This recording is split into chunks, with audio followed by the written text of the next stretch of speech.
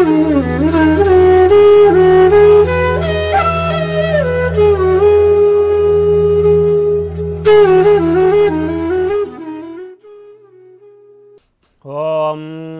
శుక్లాంబరధరం విష్ణుం శశివర్ణం చతుర్భుజం ప్రసన్నవదనం ధ్యాయేత్ సర్వవిఘ్నోపశాంతయే అగజానన పద్మార్కం గజానన మహర్నిశం అనేకదంతం భక్తానాం ఏకదంతముపాస్మహే సర్వమంగళమాంగళ్యే శివే సర్వార్ధసాధకే శరణ్యే త్ర్యంబకే దేవీ నారాయణి నమోస్తుతే శ్రీ మహాగణాధిపతయే నమః శ్రీ మహాసరస్వత్యై నమః శ్రీ గురుభ్యో నమః హరి ఓం.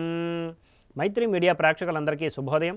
ఈరోజు సోమవారం కనుక చంద్రగ్రహ ధ్యాన శ్లోకంతో మన శుభోదయం కార్యక్రమాన్ని ప్రారంభిద్దాం. ఓం దధిశంకతుషారాభం క్షీరోద అర్ణవ సంభవం నమామి శశినం సోమం శంభోర్ మకుటభూషణం అనే ధ్యాన శ్లోకాన్ని ఈరోజు అవకాశం ఉన్నంత వరకు పారాయణ చేయండి. అంతేకాక ఈ శ్లోకాన్ని చంద్రదర్శన సమయంలో కూడా పారాయణ చేసుకోవచ్చు. ఇక ఆంగ్ల తేదీ ప్రకారం తేదీ 25/12/2023 సోమవారం, శ్రీ శోభకృతనామ సంవత్సరం, దక్షిణాయనం, హేమంత ఋతువు, మార్గశిర మాసం, శుక్లపక్షం, రిక్తతిథి అయిన చతుర్దశి రాత్రి తెల్లారితే 4:57 వరకు ఉన్నది, పిమ్మట పౌర్ణమి.